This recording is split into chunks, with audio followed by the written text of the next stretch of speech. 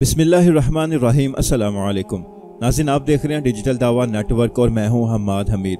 नाज़रीन, गुज़श्ता रोज़ एक वाक़या मुज़फ़्फ़रगढ़ के ज़िले में पेश आया, एक मस्जिद में, जो पूरे सोशल मीडिया पर देखते ही देखते वायरल हो गया। मुज़फ़्फ़रगढ़ की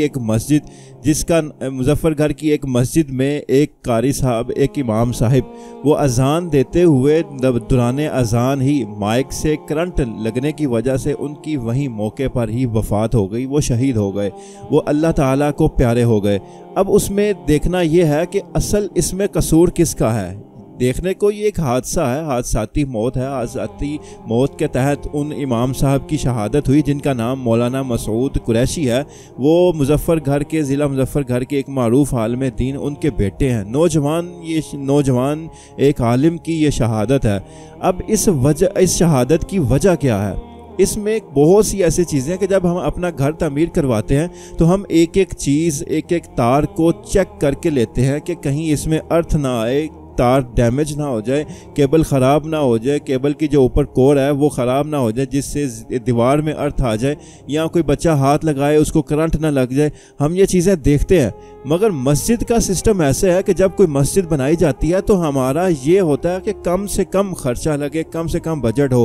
केबल हम कोई भी ले लें, किसी भी ब्रांड की, किसी भी मशहूर कंपनी की केबल ना हो, इस्तेमाल करने से गुरेज करते हैं कि ख़र्चा ज़्यादा लग जाएगा। लोग भी जो नमाजी होते हैं, मुक्तदी होते हैं, वो भी यही मशवरे देते हैं कि फ़लाँ की केबल ले लो, वो सस्ती है, उससे काम चल जाएगा, जुगाड़ लग जाएगा।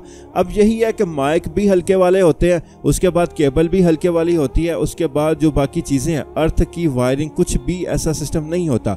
उसके बाद माइक की इंस्टॉलेशन भी हम ऐसी कंपनी से नहीं करवाते जो एक मयारी तरीके से आके उसकी इंस्टॉलेशन करे। हम वही लोकल प्लम्बर, वही लोकल इलेक्ट्रीशियन बुलाते हैं जो माइक की और दीगर वायरिंग करते हैं। और फिर वो वायरिंग हमेशा मोस्टली मस्जिदों में माइक से अर्थ की शिकायत देखने को मिलती हैं। जुमे के दौरान जब खुतबा जुमा होता है तो तब भी आलिम साहब को करंट लग रहा होता है, अजान दे रहे होते हैं, नमाज पढ़ा रहे होते हैं, तो अर्थ या करंट के मसाइल नज़र आ रहे होते हैं। ये एक रूटीन की बात बन चुकी है।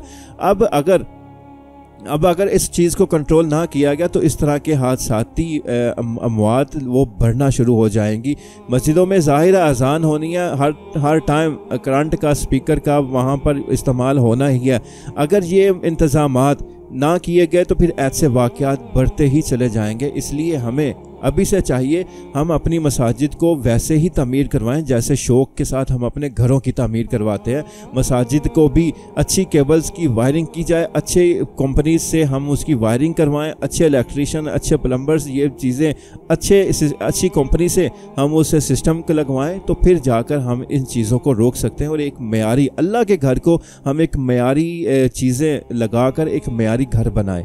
अल्लाह ताला से मैं दुआ गाऊँ कि अल्लाह ताला हमारे इस नौजवान की शहादत को कबूल फरमाए जो अज़ान देते हुए वो उन्होंने जामे शहादत नोश किया। यकीनन ये अल्लाह ताला की तरफ से एक सादत वाली मौत है कि क़यामत के रोज़ जब इनको उठाया जाएगा तो ये आलिम दीन, ये कारी साहब इसी हालत में उठाए जाएंगे कि वो अज़ान दे रहे होंगे। क्योंकि हज़ूर सल्लल्लाहु अलैहि वसल्लम की हदीस है कि जो मुसलमान जिस हालत में फ़ौत होता है उसी हालत में वो क़यामत वाले दिन उठाया जाएगा। तो ये आलिम दीन इसी हालत में उठाए जाएंगे कि वो अज़ान दे रहे होंगे। ये यकीनन एक खुशकिस्मती वाली मौत है, एक खुश नसीबी वाली मौत है। मगर ये एक हादसा है, एक नौजवान आलिम दीन की मौत जो उनका खला है।